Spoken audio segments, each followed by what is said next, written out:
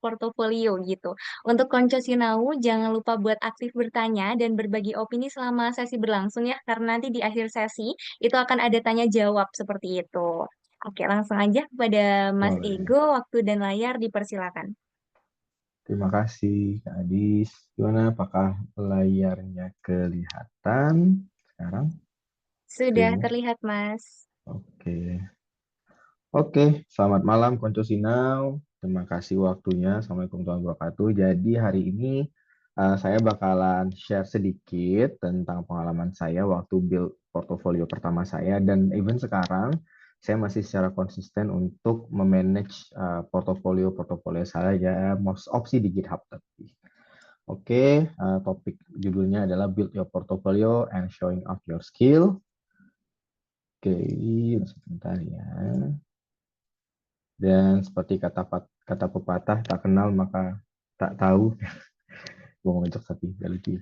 Ya, kayak yang dijelasin Mbak Adis tadi, nama saya Happy Fernata Gola, tapi biasanya dipanggil Ego. Sekarang saya bekerja sebagai staff software engineer di Dekatalis. Kalau yang belum pernah dengar Dekatalis, produk utama Dekatalis itu adalah Bank Jago.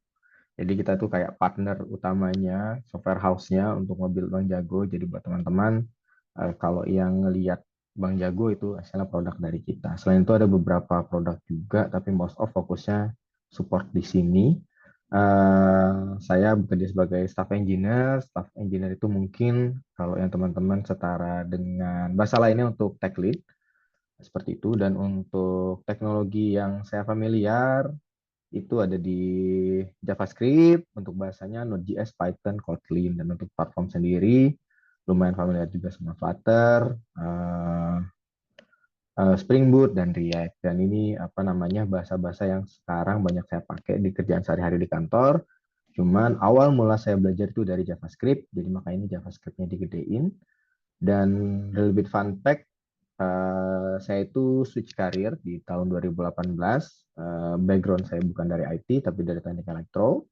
Di tahun 2015 itu saya kerja di Bank Mandiri, ikut MT-nya, ngerasa kurang cocok dengan pekerjaannya, mutusin untuk switch karir di tahun 2018. Perjalanannya lumayan panjang sebelum ke sini, teman-teman mau mungkin dari LinkedIn saya, perjalanan karirnya itu waktu selesai mutusin untuk switch karir, sempat ikut bootcamp juga, dan udah pindah dari beberapa startup ke startup sih dengan berbagai macam latar belakang. Tapi semuanya dimulai dari hal yang kecil, dimulai dari gimana caranya kita build portfolio kita.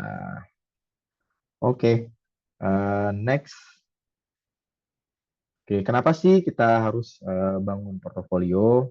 Yang pertama, terutama ketika kita sebagai junior software engineer yang baru mau masuk fresh grad misalnya, atau orang yang baru switch karir, kita tuh butuh nge-proof sesuatu akan apa yang kita punya. Kalau udah experience kan gampang, bisa cerita, oh ya kemarin saya di perusahaan ini mengerjakan ini, dan sebagainya. Tapi ketika kita baru mulai, kita butuh sesuatu untuk dikasih tahu ke recruiter dan calon employer kita. Yang kedua, untuk tunjukin kemampuan kita, untuk mulai diskusi dengan recruiter, dan ini yang saya terapin sampai sekarang untuk nunjukin bahwa saya itu terus-terusan belajar, karena seperti yang teman-teman tahu di dunia IT itu perkembangannya sangat cepat. Uh, Mungkin pernah dengar jokes bahwa setiap hari itu ada ratusan JavaScript library yang di-push ke NPM.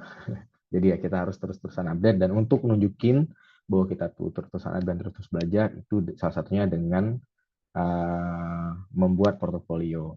Yang kedua, yang terakhir adalah untuk nunjukin visibility, karena ketika tahu sekarang zaman internet semua orang search, jadi semakin banyak dan semakin bagus portofolio kita, makin visible kita di mata recruiter ataupun employer.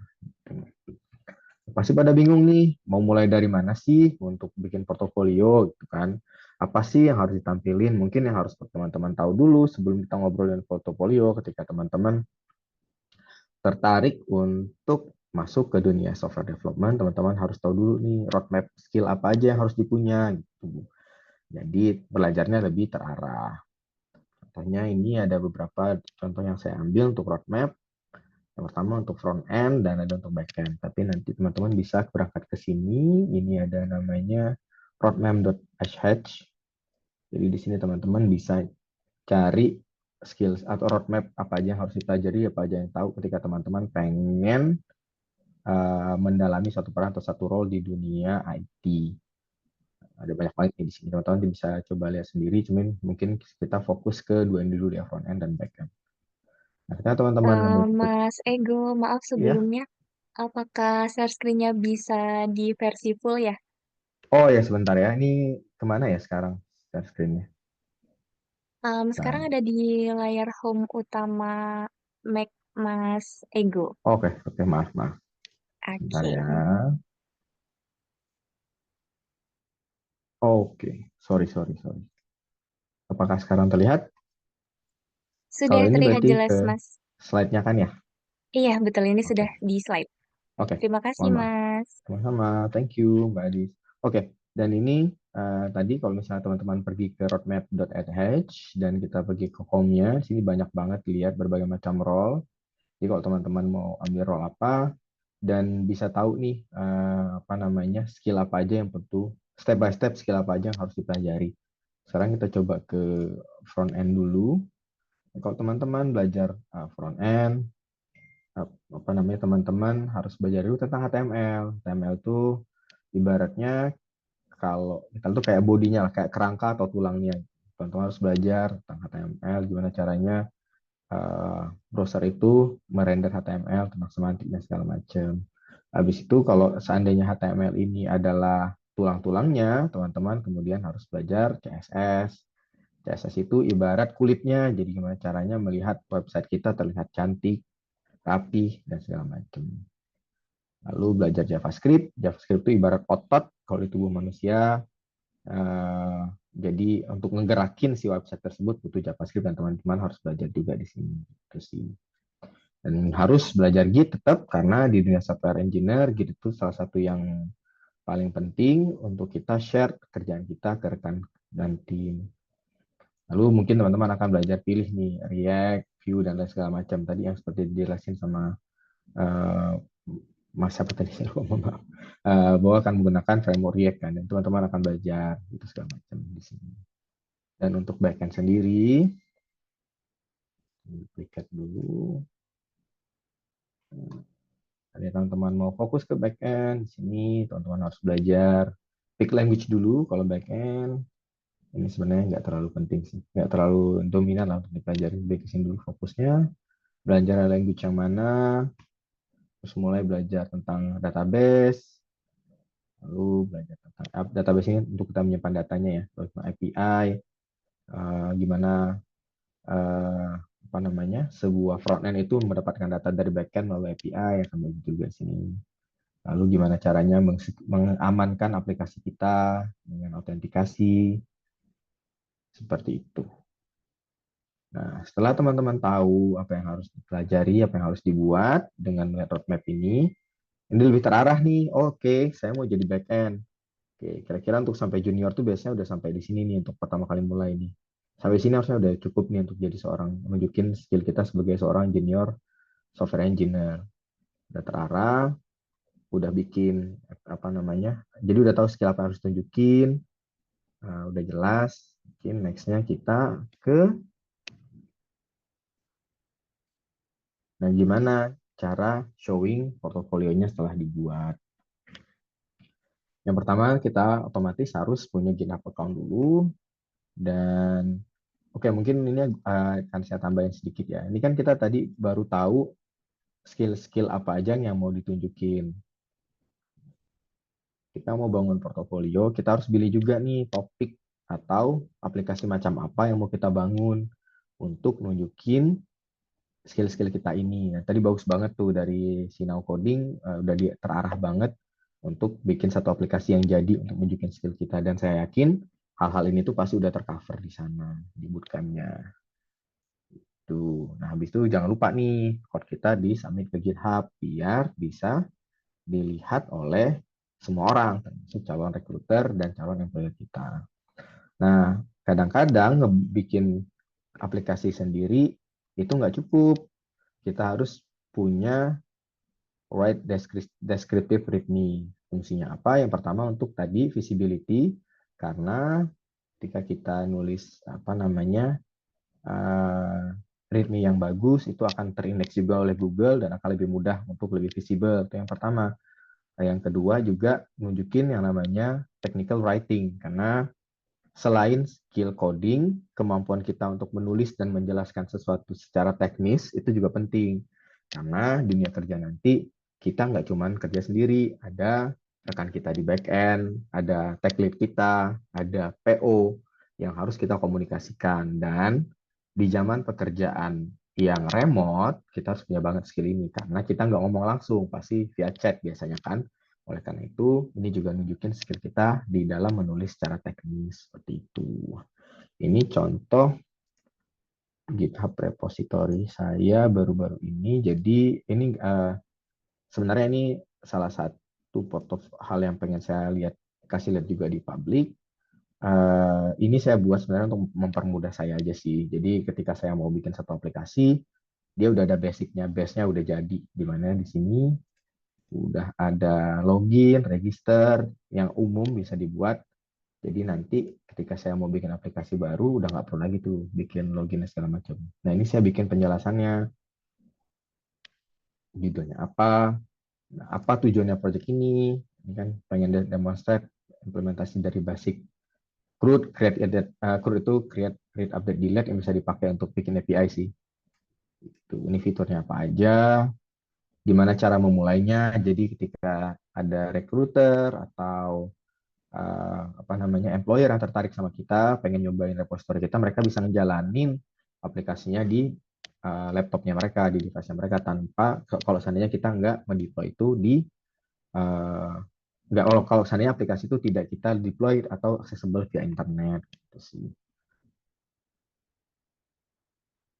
Software foldernya seperti apa, punya kayak gimana, teknologi yang dipakai apa. Nah, mungkin kalau teman-teman nanti bikin ya ini juga diperjelas nih, apa poin yang mau teman-teman tunjukkan di apa namanya di dalam aplikasi ini, di dalam portofolio ini. Nah, contoh lain yang saya buat itu ada di sini.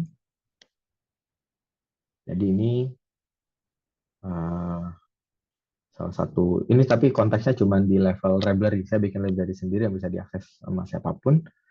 Jadi uh, ini aplikasinya sebenarnya library-nya untuk ketika kalau teman-teman nanti mungkin belajar gambar itu kadang-kadang dia nggak bisa auto scale. Jadi seandainya kita harus ngasih tahu tingginya berapa, lebarnya berapa waktu itu ya, tapi mungkin sekarang saya nggak update lagi, mungkin udah ada.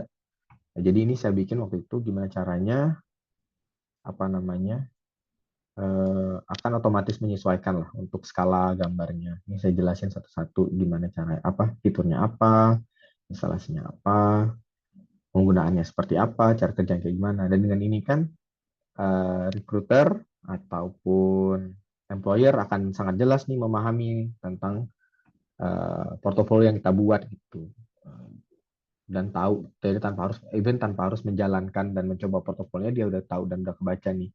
Dan baik lagi poin yang paling penting ini nunjukin technical writing kita, salah satu hal yang lumayan penting juga ketika kita udah bekerja nantinya itu. Dan jangan lupa nih deploy your code-nya di deploy kalau bisa, dan share ke sosial media teman-teman baik LinkedIn, TikTok, Instagram. Oke, okay. Sekarang zamannya share, biar visibility kita semakin besar dan semakin terlihat. Nah, next, di mana sih kita bisa deploy code-code kita? Ini beberapa layanan gratis yang bisa kita pakai. Jadi, salah satu hal paling penting ketika kita memulai adalah kalau bisa kita mendeploy di tempat-tempat yang gratis. Ini kita bisa Firebase, Vercel, jadi dan jangan lupa ketika habis di deploy, itu teman yang front end, most ini udah bisa dipakai sih. Firebase, Vercel, dan GitHub ini.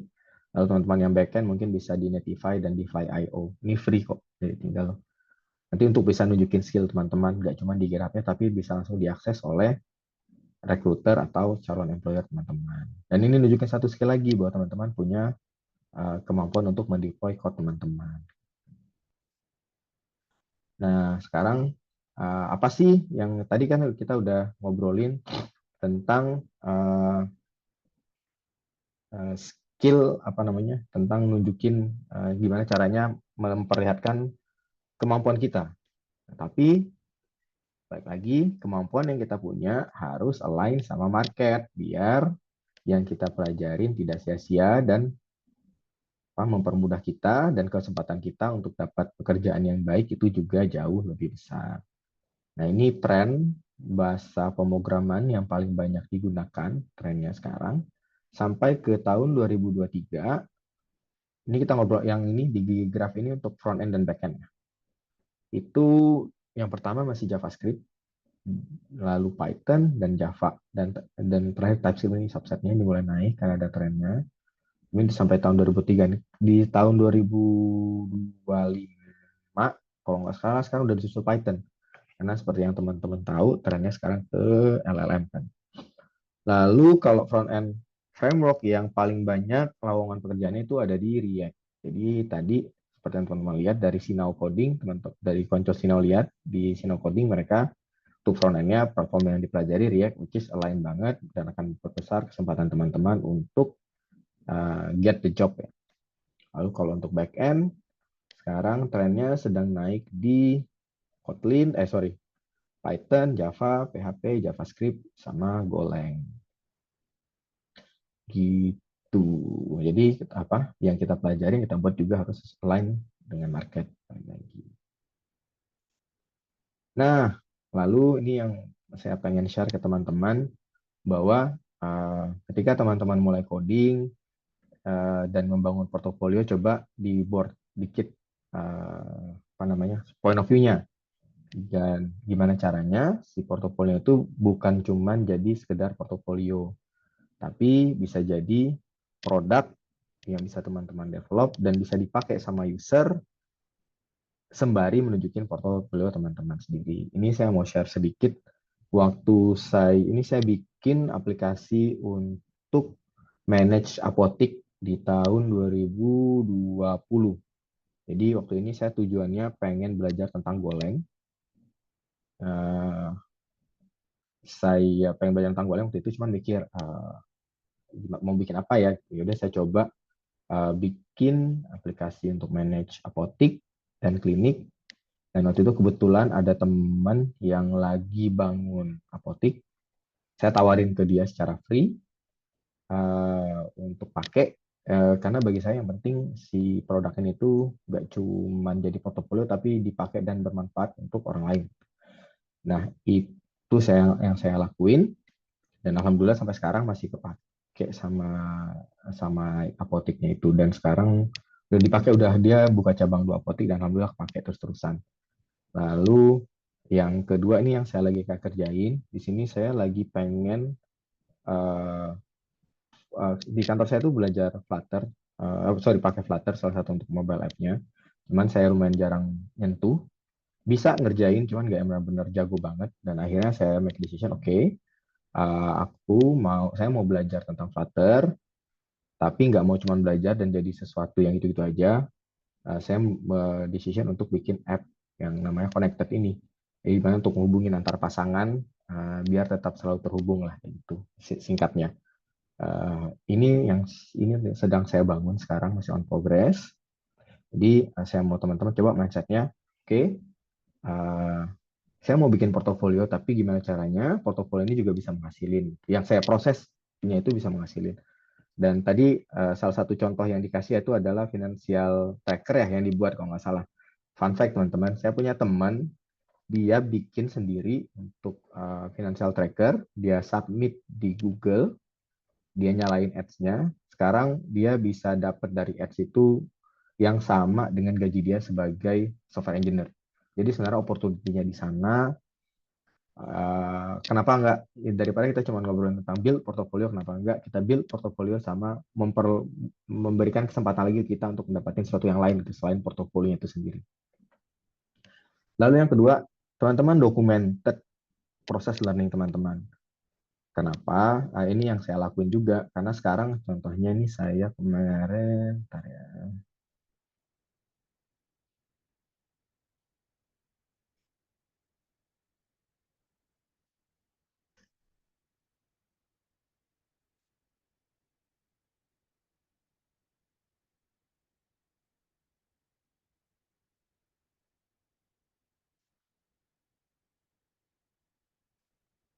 Ini kemarin saya lagi pengen belajar LLM.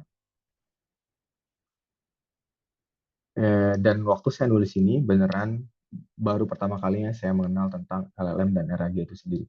Jadi saya coba, lalu saya dokumentasikan, saya tulis proses belajarnya, saya tulis apa yang saya lakuin, dan saya upload ke Medium.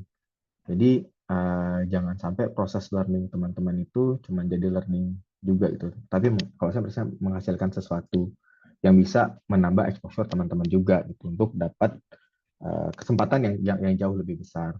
Ini juga saya sering upload apa yang saya pelajarin di TikTok gitu sih. Uh, Lalu yang terakhir juga jangan lupa untuk update di LinkedIn. Mungkin teman-teman coba di-update. Bisa coba tunjukin LinkedIn saya. Project-project portofolio yang teman-teman buat, teman-teman tulis di sini. Apapun, misalnya teman-teman baru belajar, cukup jangan banyak juga, tapi cukup tampilin satu atau dua portofolio yang teman-teman paling banggakan lah di dalam project ini. Dan kalau teman-teman nanti udah kerja, udah mulai bekerja, tampilin project yang besar yang pernah teman-teman handle. Seperti itu. Dan jangan lupa juga untuk uh, skill yang dipilih itu, nah di sini skill teman-teman nanti disesuaikan dengan apa yang teman-teman punya. Dan yang paling penting itu adalah di about. Nah, mana ya yang updated?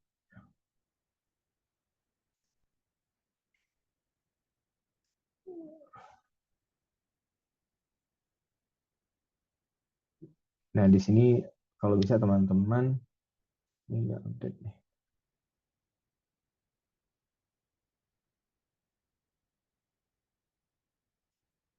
Di saya lupa kemarin saya lihat ada itu. Jadi about teman-teman harus ada apa namanya? Apa kelebihan teman-teman dan jangan lupa nih sebenarnya ditampilkan juga nih bahasa atau framework yang teman-teman familiar. Biar ketika di search tentang framework tersebut atau tentang bahasa tersebut, nama teman-teman bisa muncul. Seperti itu.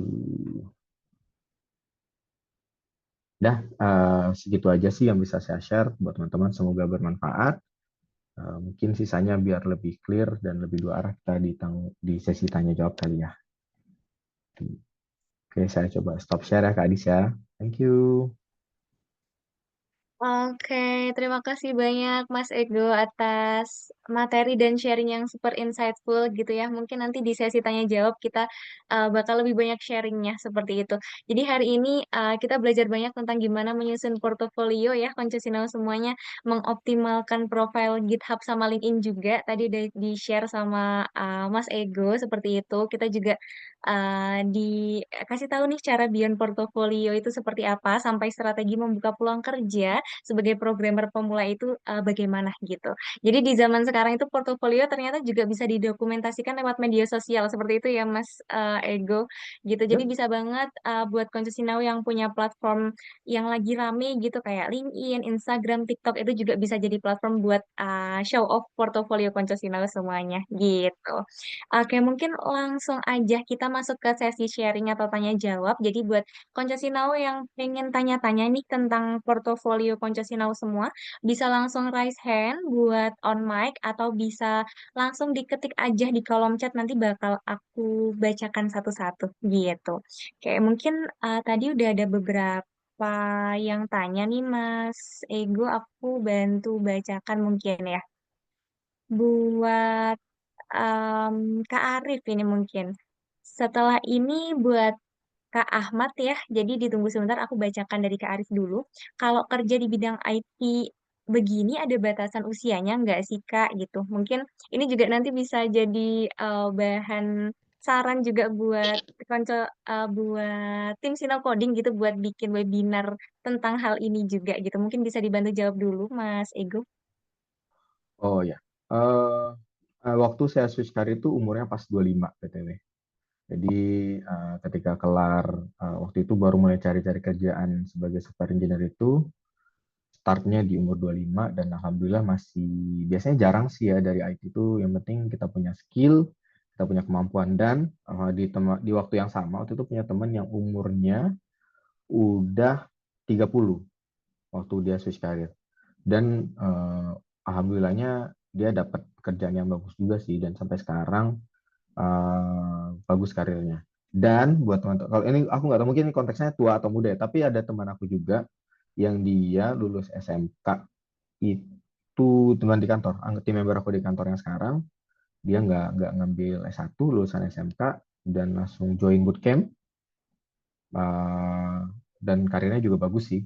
Cuman terakhir dia ngambil ngambil S1 alasannya karena diminta calon mertua. Nggak ada hubungan sama kerjaan.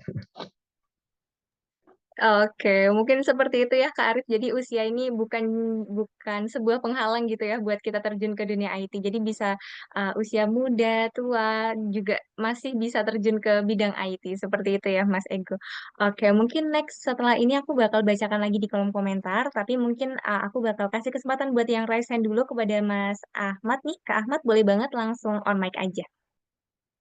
Oke, terima kasih kesempatannya.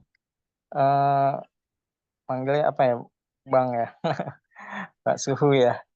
Ini yang saya tanyakan tadi sebenarnya ya mewakili juga ya masalah umur ya. Masalah umur itu saya kan usia udah 30-an nih, 37. Dan dulu pernah ada belajar otodidak sendiri di website gitu. Nah, sebenarnya saya masih belum terlalu ini apa namanya ya, basic banget gitu, masih HTML gitu ya, apa nah itu buat pas mau masuk ke JavaScript kan agak wah, ribet gitu, banyak banget yang harus dipelajarin gitu. Nah, itu punya saran nggak gitu yang tadinya dari nggak ada basic gitu ya, cuman belajar otodidak dari kopas-kopas doang, kopas codingan terus cuman ini, terus mau belajar yang lebih struktur lagi gitu. Itu tipsnya gimana gitu. Terus ya dari yang pertama itu gitu ya. Yang kedua ya tadi sama juga sih, saya juga ada basicnya juga cuman lulusan SMA gitu. Apa bisa ikut ada peluang karir yang lebih baik gitu. Itu aja sih Kak. Iya Bang. Makasih Oh, sebelumnya. oke. Apa langsung dijawab, Kak Adis? Iya, silakan bisa langsung Oke. dijawab aja Mas. Oke. Kalau umur sih biasanya kita nggak jarang banget jadi penghalang ya, untuk di dunia IT ya, saya jarang banget ngeliat itu. Dan ya beberapa contoh yang udah saya pernah lihat kemarin nggak ada masalah. Baik lagi lebih penting itu ke skill sih, sama pengetahuan knowledge-nya kita. Nah emang kalau kita belajar dari HTML CSS jump up ke JavaScript itu emang learning curve-nya emang gila banget, berasa banget. Jadi kalau boleh ngasih saran apa yang harus dilakuin, yang pertama mungkin bisa find mentor sih, atau teman yang bisa benar ngajarin dan ngarahin belajarnya mulai dari mana. Biasanya mulai dari dasar dulu sih gitu. Kalau bisa nemuin itu biasanya bakalan lebih gampang. Jadi uh, saya tahu dan pernah ngalamin juga, learning curve-nya ini emang berat banget di awal. Sama kayak mas-mas yang lain, saya juga switch karir awalnya bukan di teknik, bukan di software engineer, bukan di IT. Itu bump up-nya sulit banget. Jadi benar-benar di awal-awal saya belajar itu beneran, eh, karena waktu itu di bootcamp-nya ada tenggat waktu dan segala macam. Jadi benar beberapa minggu itu saya nggak tidur, benar-benar fokus belajar itu sih. Jadi tapi begitu kita udah dapet esensinya apa, caranya gimana, itu biasanya udah mulai melandai skill learning curve-nya. Udah mulai bisa di apa namanya? Di maintain lah.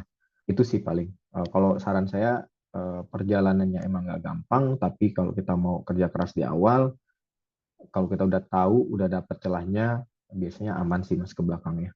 Insya Allah lancar sih. Soalnya emang di awal emang berat banget sih. Semoga menjawab ya.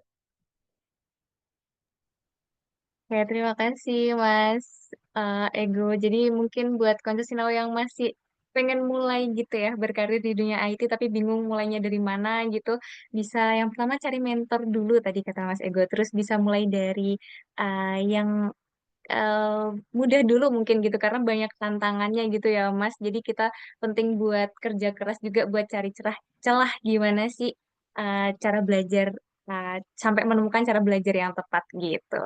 Dan Oke, mungkin aku lanjut ke pertanyaan di kolom chat, nanti lanjut ke yang raise hand lagi gitu ya, Konco Sinau, habis ini ke Mas Fauzi.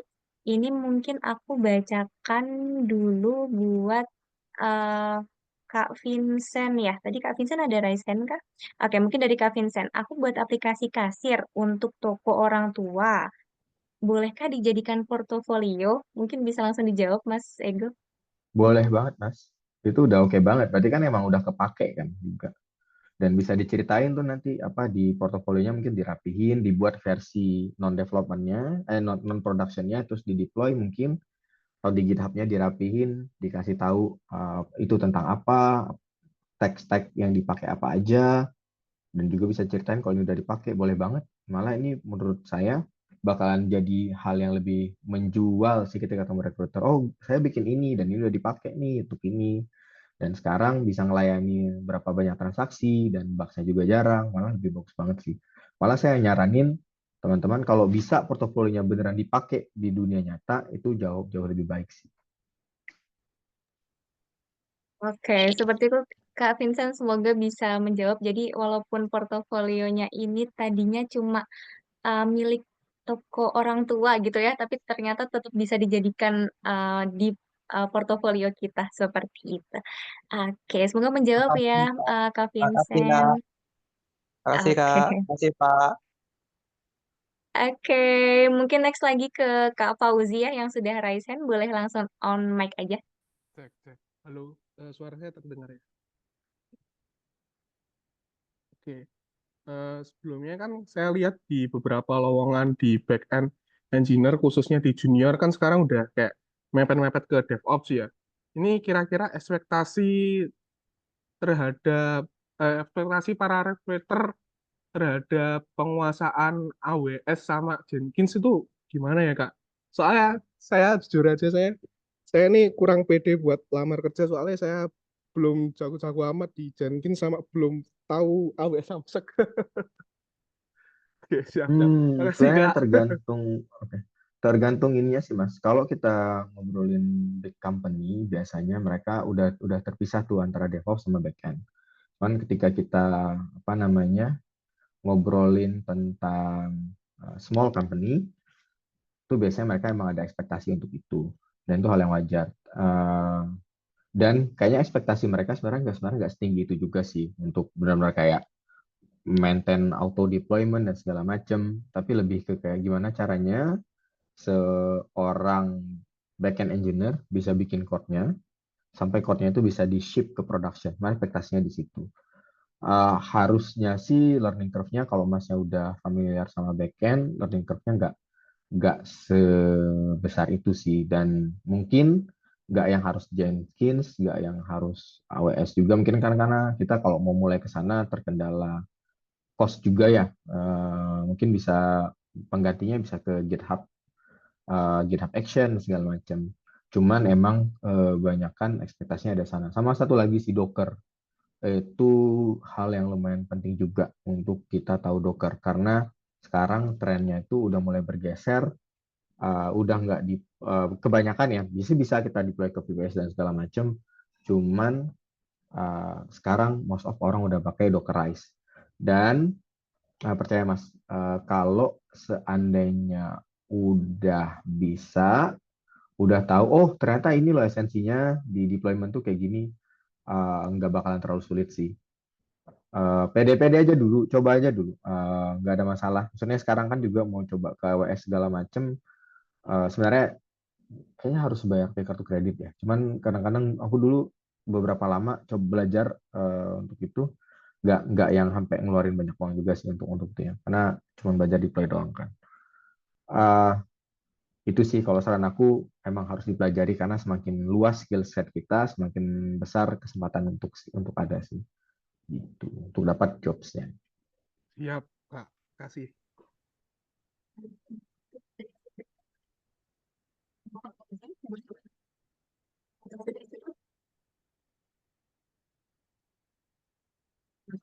Bisa membantu ya buat Mas Fauzi nih buat PD lamar, lamar kerja gitu. Oke, mungkin next ke konco Sino yang raise hand dulu ya. Buat Kak Pando, boleh langsung on mic aja gitu. Halo, suara saya Iya, kedengaran kah? halo. Terdengar Kak. Halo, terima kasih Mbak Adis ya. Halo Mas Ego. Halo, halo. Ya, yang mau saya tanyakan begini Mas. Memang kebetulan saya udah nge-apply beberapa ke perusahaan itu ya. Mungkin tadi kebuka itu mindsetnya banyak hal yang ternyata jadi evaluasi saya. Oh pantesan saya nggak pernah dipanggil sih. Cuman saya kalah di psikotes di awal karena kan sebelum tes skill ada psikotes di awal. Nah kebetulan saya pengen switch karir gitu. Saat ini kan saya sebagai pengajar coding juga di sekolah gitu SMP, dan itu basic ya, namanya pengajar ya pasti basic, balik ke basic PHP, JavaScript, Python. Nah terakhir saya belajar beli kelas itu Flutter. Itu udah sampai bikin ticketing yang generate barcode gitu kan. Nah ketika saya lampirin itu semua, kayaknya perusahaan juga nggak nyenggol gitu. Nah, bahkan yang sampai udah production itu saya buat, kemarin kebetulan temen bekerja sebagai marketing properti, mintain dibuatin web, itu udah production gitu, udah publish gitu, itu juga saya lampirin. Kemudian yang project-project yang payment, otomatis pakai Mitrans, itu juga udah saya lampirin. Nah, seperti itu. Cuman nggak ada yang senggol juga gitu. Kebetulan saya pengen switch karir, kenapa? Karena saya suka ngoding gitu, mau belajar, belajar dan belajar, tapi kok nggak ada perusahaan yang manggil gitu. Nah, maksud saya itu adalah eh, seperti yang kita lihat itu kan kalau di Indo itu kan banyak syaratnya tuh. Sementara kan saya yang paling fokus walaupun udah banyak belajar hal, tapi yang paling fokus itu masih di PHP sama JavaScript-nya. Terakhir saya ngulik-ngulik React.js karena memang lihat peluangnya banyak. Nah, itu udah bisa sampai API, konsum API-nya dapet tuh. Nah, dengan usia, tadi kembali lagi usia sih, sekarang saya udah masuk usia 35 karena ini Juni ini mau berakhir nih, saya sudah pengennya switch karir tidak jadi pengajar lagi, tapi bisa menghasilkan dari codingnya saya. Nah, yang menjadi pertanyaan saya, apakah itu masih belum cukup gitu loh Mas? Kayaknya kan kalau kita mendengarkan kita harus bikin di GitHub, saya udah buat di GitHub, kok masih belum ya? Apa yang salah? Nah, cuman yang saya lihat tadi dari presentasi Mas Ego itu adalah ternyata harus detail seperti kita membuat tutorial. Nah, itu saya enggak. Saya contoh bikin ini production ini gitu. Ada yang udah jadi nih saya lampirin, memang saya tidak deskripsikan ke ininya. Nah, tadi kan saya lihat itu ada bootcamp di Sinaunya nanti itu JavaScript. Nah, saya itu kan belajar JavaScript-nya belum terlalu ini ya, karena fokus di PHP Laravel itu karena enak sih. Menurut saya Laravel ini udah enak banget gitu, makanya cepet gitu. Nah, itu kan jangka waktunya 3 bulan bootcampnya.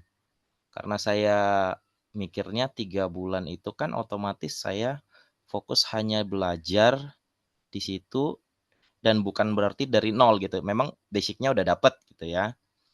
Nah, apakah masih memungkinkan gitu loh, masih memungkinkan saya lulus dari situ masih bisa nggak perusahaan terima saya, dan ilmu yang saya serap selama 3 bulan itu kira-kira mumpuni nggak nantinya, gitu sih. Dengan portfolio nanti saya akan coba lagi deh perbaiki GitHub-nya itu sama LinkedIn saya mungkin di situ. Nah kira-kira menurut Mas Ego 3 bulan itu cukup nggak, mumpuni nggak saya untuk mengejar bootcamp itu, untuk beralih yang tadinya fokus di PHP. Sekarang itu kan JavaScript memang banyak ya, React kemudian ada saya lihat itu Node.js juga, apalagi ini JavaScript ini benar-benar cepet banget gitu berkembangnya.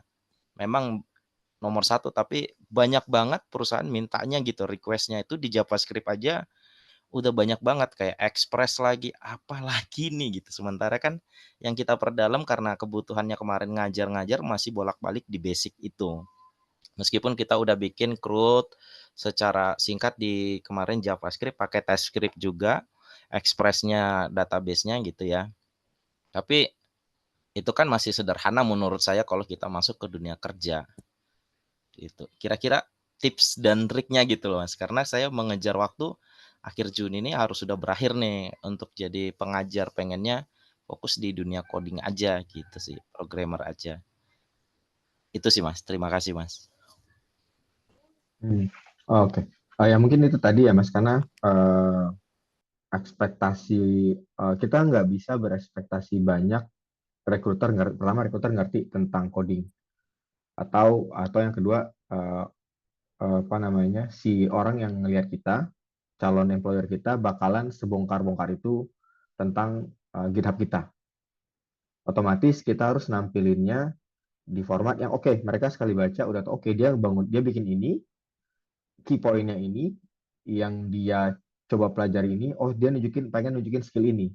Itu tuh harus terlihat di readme-nya kalau menurut saya. Karena kalau saya pribadi, misalnya saya sebagai orang dikasih profile kandidat gitu, yang nggak mungkin saya bongkar-bongkar code segitunya kan.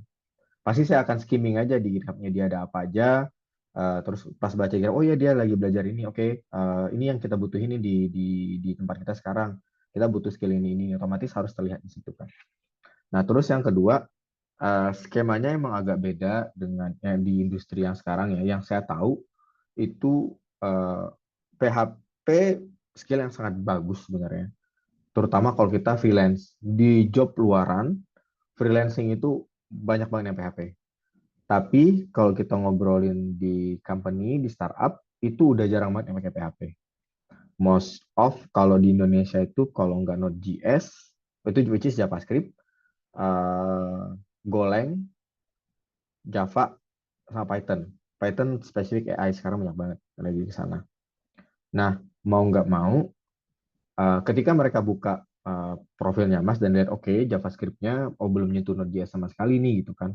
Nah, otomatis mereka akan kayaknya bakalan nge-skip karena yang mereka pakai sehari-hari itu gitu kan. Nah, tapi menurut saya kan Mas Edo udah tahu nih basicnya di PHP. Karena secara umum bahasa programan itu konsepnya sama aja.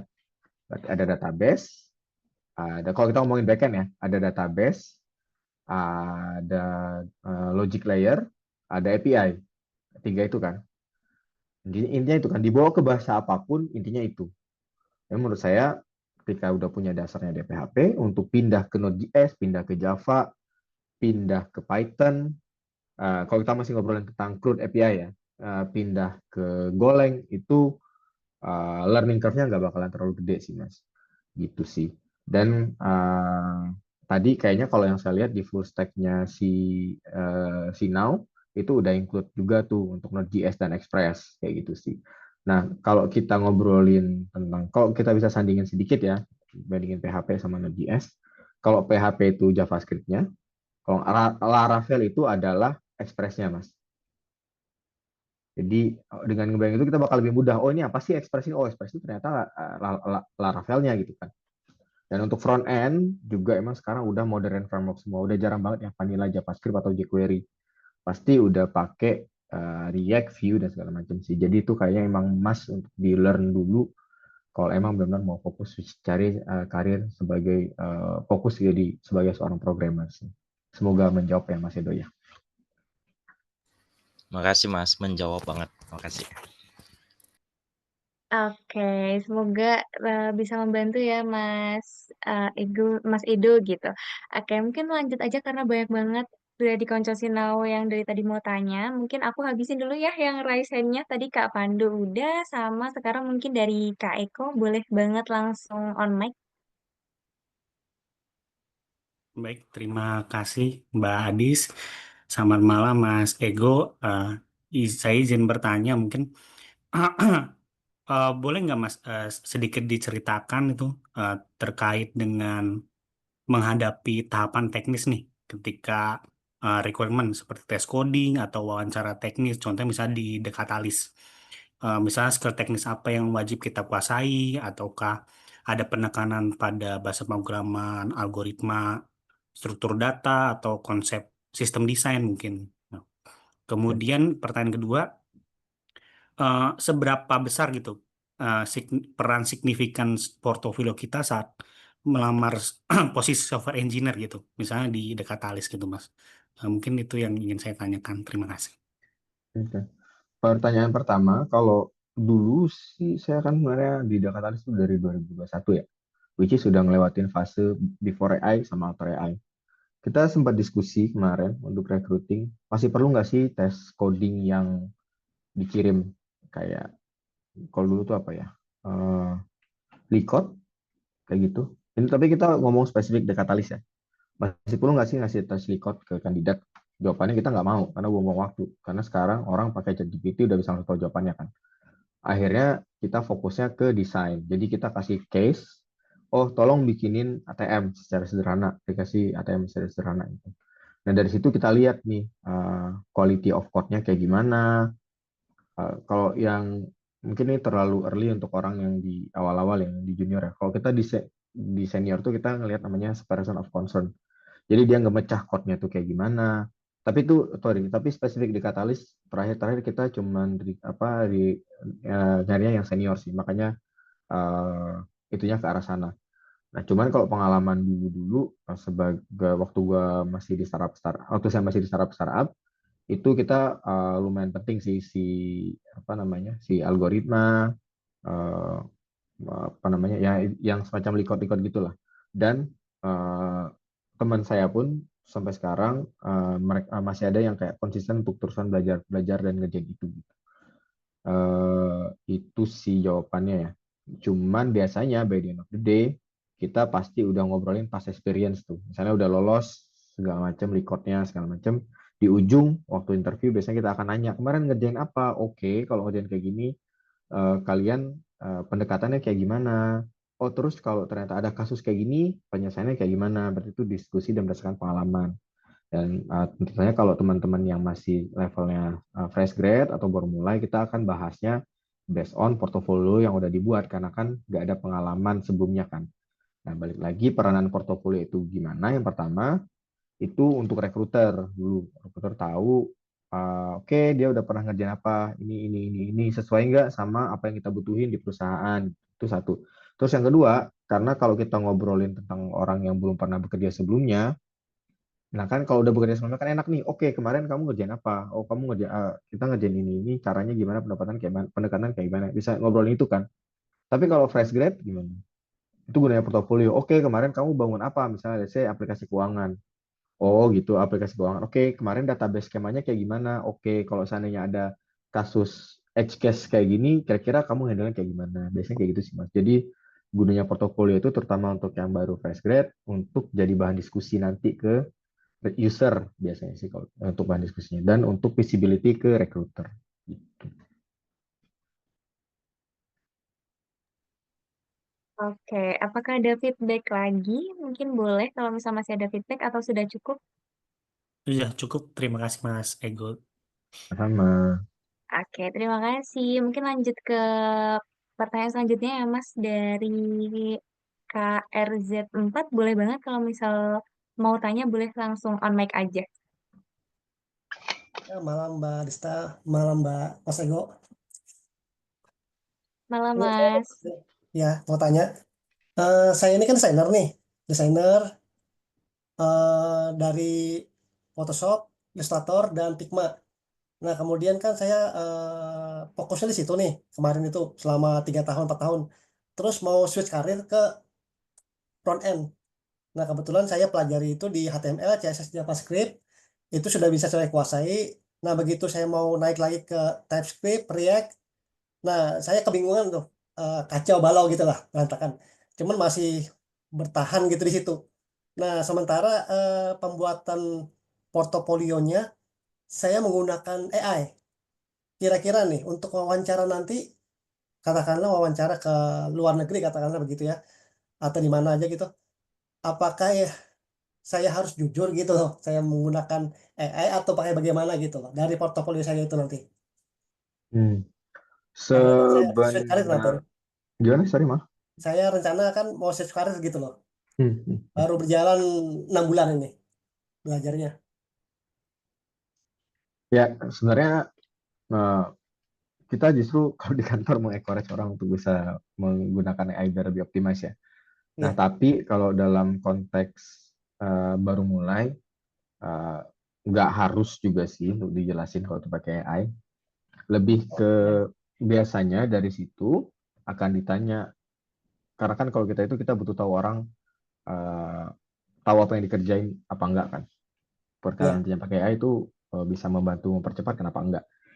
Nah, menurut saya kalau emang itu dibantu pakai AI nggak apa-apa, tapi masnya harus tahu eh, kalau ditanya penjelasannya kayak gimana. Let's say mungkin Oh, iya, baik-baik. ketika kita akan ngobrolin React, nah, ada state-nya kan. Oke, ketika state-nya ini kayak gini digimanain, apa yang terjadi. Oh, misalnya untuk mengurangi re-render, kayak gimana. Oh, kalau seandainya, pasti akan diminta coding di tempat untuk lanjutin biasanya. Oh, kan project yang, atau akan dikasih case-case coding kayak gitu sih. Nah, takutnya kalau emang ngerjainnya pakai AI dan nggak benar-benar tahu latar belakang atau caranya, nah akan gagal di sana. Yang ditakutin itu sih, Mas, sebenarnya. Gitu. Baik, baik, baik. Perlu nggak kita nunjukin GitHub juga atau dirahasiakan aja nih? Hmm, kenapa? GitHub-nya nggak apa-apa sih, kan fine-fine Hanya aja. Kan kebanyakan. orang nggak tahu generate AI atau nggak kan kalau udah jadi di GitHub Oh gitu. sebenarnya. Jadi nggak perlu ditanya tunjukin ya. Iya, yang penting menurut saya sih pertanggungjawabannya aja. Ketika ditanya, masanya tahu dan bisa jelasin sih Oke, dari dari situ. portofolio itu ya. Mm-mm. Baik, baik. Terima kasih, Mas. Oke, semoga menjawab ya Mas. Aku mungkin next dulu nih Mas Ego ke pertanyaan yang ada di kolom chat. Nanti lanjut ke Kak Ilham yang raise hand gitu. Aku bacakan dulu buat Kak Arif nih. Saya sudah bekerja sebagai programmer. Lalu bagaimana cara membuat portofolio sedangkan aplikasi yang dibuat adalah aplikasi kantor? Mungkin bisa dibantu jawab nih Mas Ego. Kalau udah kerja sebenarnya lumayan enak sih, Mas. Kalau lagi kan tadi salah satu tujuannya itu apa namanya, untuk jadi talking point kan. Berarti kan Masnya udah punya nih, kan udah punya pengalaman, itu bisa diobrolin sama recruiter atau sama employer. Nah, cuman kalau saya pribadi sampai sekarang pun masih pengen untuk ngupdate portofolio sih. Nah, biasanya kalau saya emang apa yang saya lihat di kantor, oke ada permasalahan ini, terus saya cari use case-nya dengan produk yang saya buat. Kayak yang tadi saya jelasin kan, bahwa sekarang saya coba bikin aplikasi sendiri, aplikasi yang saya pengen buat. Saya belajar di kantor misal, indexing database contohnya, indexing database yang optimal tuh kayak gimana.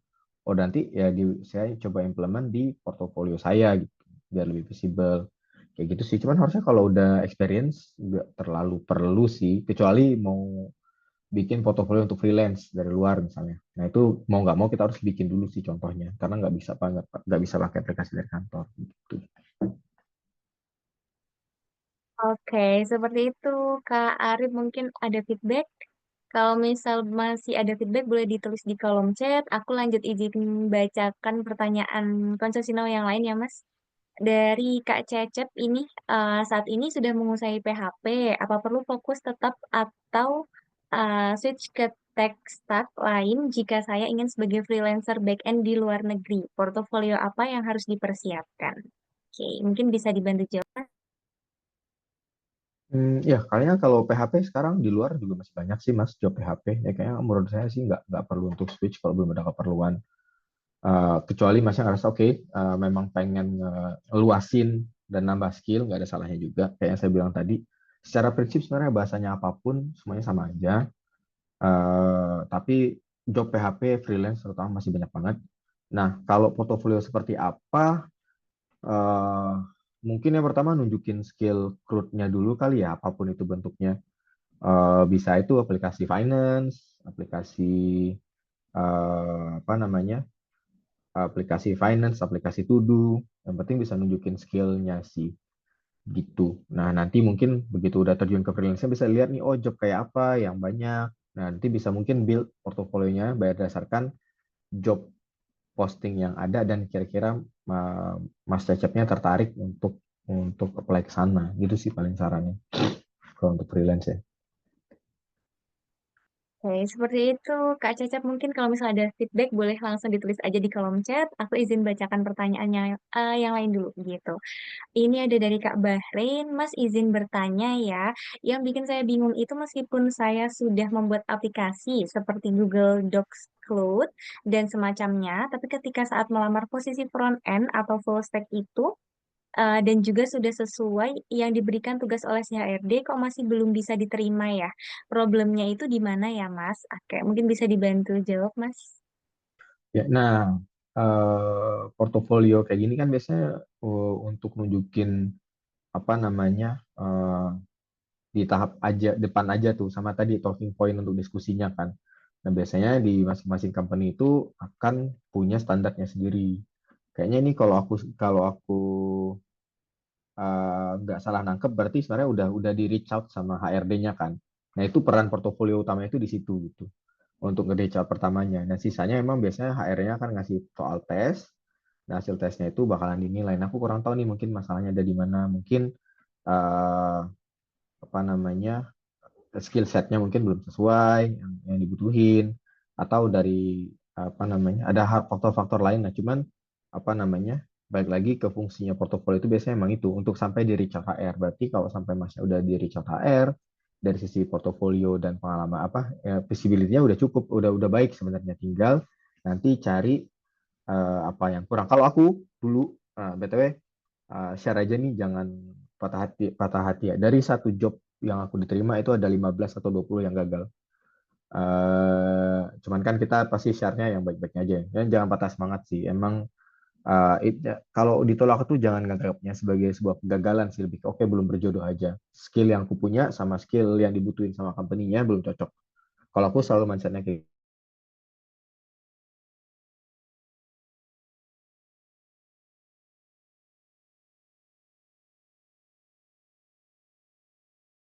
Jadi aku tahu kurangnya di mana dan bisa aku improve. Mungkin itu sih Mas sarannya ya. Oke, semoga bisa membantu ya Mas Bahrain. Aku next dulu ke pertanyaan selanjutnya ya Mas Ego. Ini ada dari Kak Rijal, izin bertanya Kak, untuk portofolio itu link navigasi apa yang memang harus ada dan wajib untuk ditampilkan guna memikat recruiter itu sendiri? Oke, mungkin bisa dibantu jawab Mas.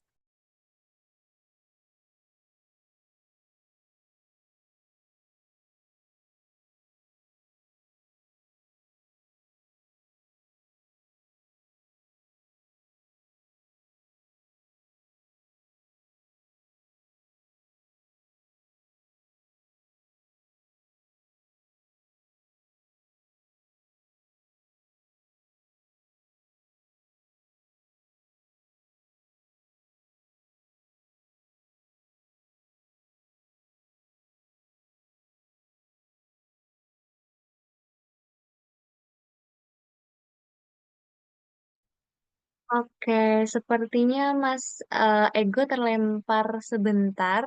Jadi mohon ditunggu sebentar ya Konco Sinau Iya, sampai maaf Mas Egonya teman-teman. kembali. Oh, Oke, udah balik, sorry. Networknya kayaknya. Sorry. oke. Apakah sudah aman Mas? Aman, aman, aman. Oke. Tadi mungkin lanjut masih stuck di pertanyaannya Kak Rizal ya Mas.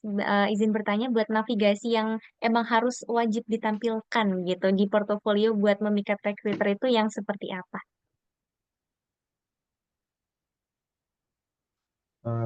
Yang mana tadi apanya, maaf. Yang Rizal Pratama, aku izin bacakan lagi ya Mas Oh, oke. Ego.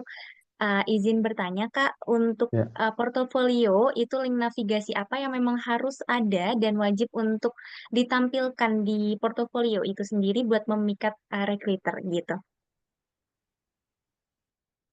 Hmm, link navigasi ya. Mungkin lebih ke ini sih kayaknya, Mas. Misalnya kita ngobrolin tentang front end, eh balik ke ini yang tadi sih, skill apa aja yang mau ditampilin sih kayaknya pertanyaannya. Kayak mungkin di satu sisi kita mau nampilin tentang kemampuan kita menggunakan Redux gitu ketika udah ngobrolin React atau cara nampilin statnya atau animasinya. Mungkin lebih ke situ sih kali ya yang pengen ditampilkan kayak gitu. Dan balik lagi jangan lupa dijelasin di readme-nya. kayak apa aja yang mau ditonjolin nih di portofolio yang ini gitu sih. Semoga aku nggak salah nangkep tentang kata-kata link navigasi ya, dan semoga menjawab. Oke, mungkin buat Mas Rizal nanti boleh dijelaskan lagi kalau misal memang belum menjawab ya di kolom chat. Aku izin lanjut dulu ke Kak Fajrin. Ini agak panjang nih pertanyaannya Mas Ego. Saya seorang PNS, sudah bekerja selama 4 tahun lebih. Sekarang ini pengen belajar coding karena mau belajar untuk bisa bikin aplikasi yang ngebantu pekerjaan atau olah data kerjaan secara cepat gitu. Kira-kira belajarnya dari mana ya Kak? Terus ada rekomendasi buku apa? Saya sebelumnya ikutin data analis yang roadmap, tapi untuk approval saya ini udah mampu gimana ya? Saat ini saya lagi proses coba bikin satu aplikasi yang dibantu lewat DeepSeek. Saya sebelumnya tidak ada pengetahuan pemrograman karena saya seorang sarjana akuntansi. Hanya tahu kulitnya saja seperti nama-nama aplikasi yang akan digunakan. Tapi sekarang tertarik untuk belajar pemrograman. Nah, ini gimana nih Mas Ego kira-kira? Oke, kalau belajarnya dari mana, saya balik ke roadmap tadi. Kalau mau lebih terarah, mungkin bisa cari mentor atau misalnya ikut bootcamp. Itu bakalan lebih terarah tuh dan bakalan digembleng biasanya karena arahnya udah jelas nih. Oh, belajar ini untuk bikin ini. Dan kalau boleh saran, saya pernah punya teman dari akuntansi juga. Dia melihatnya dari masalah dulu, Mas. Jadi kayak, oke, waktu itu dia cerita dia pengen bantuin toko orang tuanya ada masalah apa gitu. Dia lihat masalahnya, terus dia cari tahu, oke, aku harus bikin saya harus bikin ini, dan untuk bikin ini harus dengan apa. Biasanya jadi learningnya jadi lebih mudah sih. Tapi balik lagi kalau sendiri biasanya nyari keterarahannya susah. Better emang apa namanya ikut bootcamp atau cari di platform belajar lain sih kayak misalnya yang online atau Udemy atau segala macamnya. Kalau buku tuh biasanya kayaknya sekarang untuk belajar programming dari buku tuh udah agak jarang sih ya kayaknya ya. Itu sih kalau boleh nyaranin. Oke, jadi mungkin buat Kak Fajrin kalau misal mau terarah gitu ya, menurut Mas Ego ini bisa ikut bootcamp. Boleh banget join bootcampnya Sinau Coding karena Mas Fajrin ini kan bekerja ya sehari-hari. Karena bootcamp kita itu biasanya malam hari, jadi insya Allah nggak akan ngeganggu pekerjaan di full time-nya seperti itu. Oke, mungkin bisa next ya Mas, aku bacakan ini dari Kak Syauki. Saya pernah dengar bahwa kalau misalnya kita ngoding dibantu pakai alat chat GPT DeepSeek, itu hanya alat bantu saja ya. Jika seperti itu harus berpikir keras untuk membuat logika dan algoritmanya. Oke, mungkin bisa dibantu jawab Mas. Iya sih, balik lagi itu tools sih. Cuman lumayan membantu banget sih sekarang ya kalau emang tujuannya. Balik lagi kalau tujuannya untuk cari kerja, otomatis kita harus tahu dasarnya, nggak cuman make. Tapi kalau cuman mau bikin aplikasi-aplikasi untuk sendiri, eh, kayaknya cukup. Soalnya aku punya temen, dia awalnya PO, terus sekarang banyak mengeksplor untuk bikin-bikin produk sendiri dengan bantuan AI. Dan itu beberapa aplikasi dia jalan sih. Dan kalau kamu lihat sekarang kan ada istilah five coders ya. Jadi kayak dibantu AI itu sebenarnya sah-sah aja kalau kalau untuk itu dan bisa gitu. Cuman ya balik lagi yang pertama tuh harus tahu maunya apa, yang kita mau apa. Terus yang kedua harus tahu promnya juga yang efisien kayak gimana kayaknya kalau kalau mau pakai AI. Tapi kalau untuk cari kerja tetap harus tahu dasarnya sih dan harus belajar juga secara dalam sih untuk itu gitu. Oke, seperti itu semoga bisa membantu menjawab ya Kak Syauki. Ini mungkin jadi pertanyaan terakhir buat menutup sesi tanya jawab di malam hari ini, Mas Ego. Ini ada yang raise hand buat Mas Ilham. Boleh banget langsung on mic aja. Oke, terima kasih Kak Adista. Permisi Kak, Mas Ego. Saya izin bertanya mengenai jadi saya ini sekarang seorang mahasiswa akhir, kebetulan juga di jurusan Teknik Informatika dan proyek-proyek yang saat ini saya jadikan portofolio rata-rata itu dari tugas akhir saya selama kuliah sebelumnya dan dari proyek-proyek mandiri saya sendiri. Nah, yang saya ingin tanyakan yaitu kira-kira untuk proyek mandiri nih, Mas Ego, yang bisa dijadikan untuk portofolio sebagai backend developer itu dari Mas Ego, kira-kira apa ada saran nggak, Mas? Yang mana itu relevan sama kebutuhan rata-rata industri saat ini. Jadi mungkin apakah aplikasi keuangan kah atau aplikasi lainnya yang bisa kita kerjakan sendiri dan itu relevan sama kebutuhan di rata-rata industri saat ini. Begitu, Mas. Oke. Sebenarnya aplikasi apapun bisa jadiin portofolio sih, Mas. Yang penting skill apa yang dibutuhin. Mungkin kayak yang penting itu adalah database schema kan. Data gimana kita membuat skema database yang baik sesuai dengan bisnis modelnya. Terus yang kedua itu code quality-nya juga mungkin ya salah satu yang penting ya. Yang ketiga kalau untuk backend biasanya balik lagi kalau bisa tuh udah di Dockerize sekarang. Kayaknya itu sih yang paling penting kalau up. Sama mungkin kalau mau upscalin lagi kita ngobrolin tentang gimana code separation itu coba pemisahan code. Karena masnya IT mungkin aku bisa baca agak dalam dikit ya. Nah, terus yang penting juga adalah balik lagi di readme-nya. Itu aku selalu nekanin di readme-nya sih, Mas. Jadi di readme-nya tuh udah ngejelasin apa yang Mas buat, poin apa yang mau Mas kasih tahu, terus gimana mindset Mas. Mungkin sekalian aja di readme itu ditampilin tuh database skemanya. Jadi si recruiter bisa atau si apa namanya? Iya, employer bisa langsung oke dia mau bikin aplikasi ini, database-nya dia yang dia buat skemanya kayaknya oke nih kayak gitu. Dan project-project Mas yang lama pun juga kalau bisa readme-nya juga dirapihin. Harusnya itu lumayan akan menjual sih Mas. Dan sebenarnya kalau aku membayangin aku sebagai seorang yang akan melihat profil Mas, aku nggak bakalan ngelihat atau aku nggak bakalan ngelihat apanya, tapi gimananya gitu sih.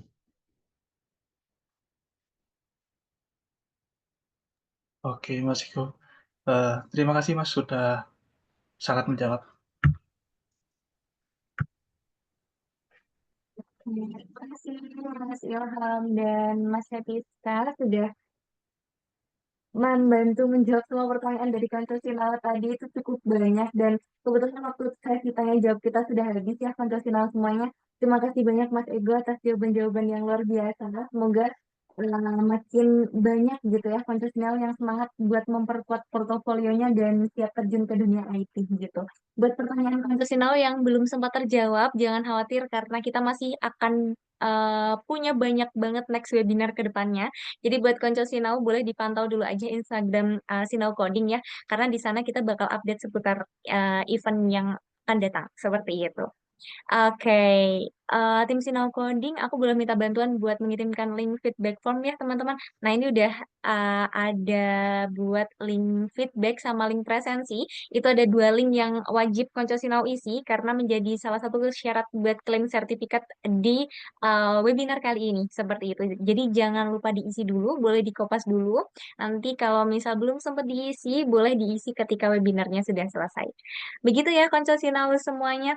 Sekali lagi aku ingatkan buat konco Sinau yang tertarik terjun ke dunia pemrograman gitu ya, tapi masih bingung startnya dari mana, bisa banget join Bootcamp Sinau Coding karena harga kita itu sangat amat terjangkau dengan benefit yang cukup banyak gitu ya. Di akhir nanti juga Konco Sinau bakal dapat bantuan penyaluran kerja ke hiring partner kita. Itu nanti bakal kita saring lagi buat peserta yang lulus tahap bootcamp seperti itu. Yang masih kepo tentang hal itu boleh banget langsung tanya aja ke Minko, nanti bakal dijawab satu-satu. Seperti itu Konco Sinau, karena kita sudah ada di penghujung acara gitu ya. Aku mau sebelum kita menutup, aku pengen ngajakin Konco Sinau semuanya foto Jadi boleh banget yang lagi senggang, boleh banget dinyalakan kameranya, kita foto bareng dulu gitu.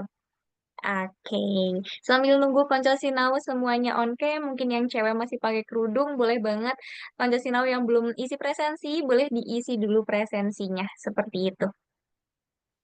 Oke, masih aku tunggu sampai jam berapa nih? 20.40 ya, Konco Sinau. Boleh banget semuanya bisa on cam, biar nanti bisa kita berikan bersama, gitu. Oke. Buat yang masih terkendala kamera, nggak masalah ya, Konco Sinau buat tidak on cam. Setelah ini aku bakal minta 3 gaya, gayanya bebas aja sih, Konco Sinau. Nanti bakal aku hitung mundur ya buat Mbak Vio, apakah sudah aman? Aman. Oke. Oke, mungkin kita langsung aja ya, Konco Sinau. Buat gaya pertama, bebas aja. Nanti buat gaya yang kedua, aku minta gaya peace. Sama gaya yang ketiga mungkin bisa kasih jempolnya. Gitu. Oke, mungkin gaya pertama dulu, gaya bebas. Aku hitung mundur ya, Konco Sinau. Oke, 3, 2, 1. Oke, buat foto kedua mungkin biar sama gayanya peace. Oke, oke itu mundur lagi. 3, 2, 1. Oke, buat gaya terakhir mungkin aku minta jempolnya. Oke, oke itu mundur ya, Konco Sinau. 3, 2, 1. Oke, terima kasih banyak atas antusiasmenya Konco Sinau semuanya. Semoga apa yang kita pelajari hari ini bisa buat jadi bekal awal untuk membangun karir cemerlang di dunia programming gitu. Kami dari tim Sinau Coding memohon maaf bila ada kekurangan selama acara berlangsung. Sampai jumpa di webinar selanjutnya. Konco Sinau tetap semangat belajar dan semangat juga buat codingnya gitu. That's all everyone. Thank you. Terima kasih. Thank Terima you. kasih semuanya.